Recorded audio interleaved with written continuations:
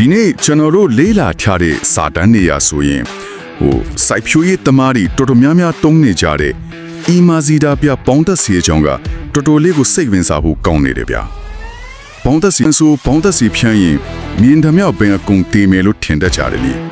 ဒါမဲ့ဒီအချက်လက်တွေကိုထေချာရီတူးဆော်ချလိုက်တဲ့အခါတောင်တူတွေအတွက်အကျိုးကျေးဇူးတွေရောတတိမထားမြင်ဆုံးချုံနိုင်တဲ့အန်ဒီယာလေးကိုပါတွေ့လာရတယ်ဟုတ်ပါတယ်ရှင်မင်းတွေကိုနေနေနေရမှာဒီအီမာဇီတာပြရဲ့အလုတ်လုတ်ပုံကတကယ်ကိုထူးခြားတယ်လို့ပြောရမယ်သူကရွက်ပြန်လို့ရွက်ချောလို့မြမုံညင်းလို့ပေါင်းမင်းတွေကိုတီးတန့်ရွေးပြီးတော့တိတ်တဆိတ်ချွေးမုံပေးတာမျိုးပေါ့နော်အဲ့ဒီချက်ကိုကျွန်တော်တို့သေချာလေးဖြီးကြည့်အောင်ဗျာသူကစိုက်ကင်တွေကပဲပင်တွေကိုလုံးဝမထိခိုင်းစေဘဲနဲ့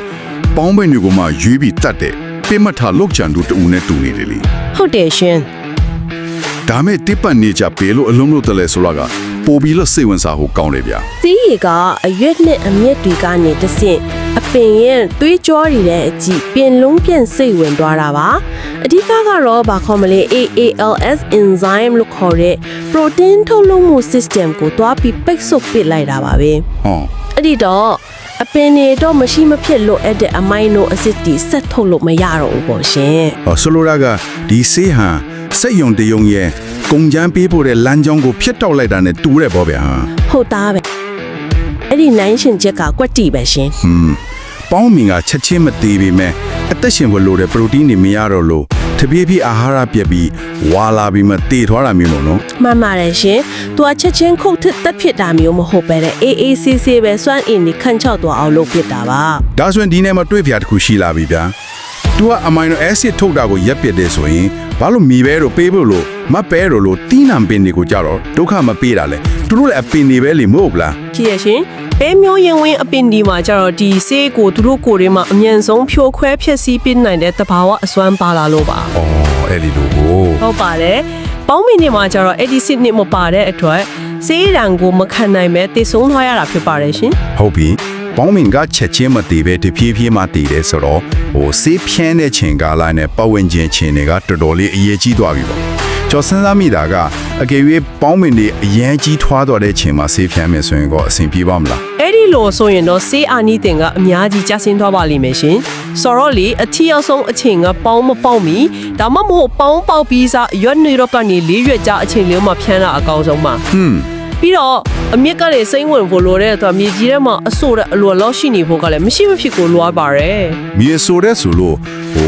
တဲဆန်တဲ့မြေတွေဆိုရင်ရေရက်ကမြန်မြန်ခန်းခောက်တတ်တယ်လေအဲ့ဒီလိုနေရာမျိုးမှာဆိုအချိန်အခါရွေးချယ်မှုကပိုတော့အရေးကြီးအောင်မထင်နဲ့ဗျာဒါပေါ့ရှင်တဲဆန်တဲ့မြေမှာအဆိုးရက်ကအလွယ်တကူပျောက်သွားတဲ့တော့မိုးရွာပြီးစလို့မြေအဆိုးရက်ကောင်းကောင်းရတဲ့အချိန်ကိုအမိအားသုံးနိုင်မှသာဒီပြစ်မှတ်ထားလုပ်ကြံသူကသူ့လုပ်ကိုအပြည့်အဝလုပ်နိုင်မှာပါရှင်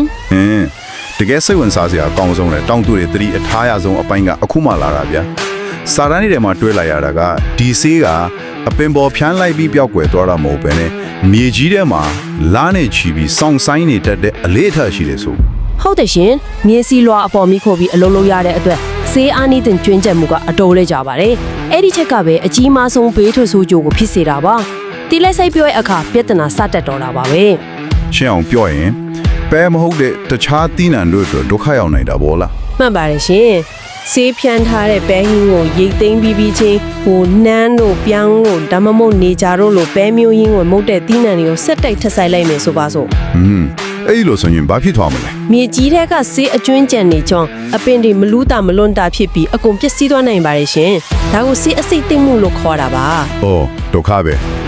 ဒါဆိုရင်ဒီနေ့လေ့လာထားတာတွေကိုပြန်ခြုံကြည့်အောင်ဗျာ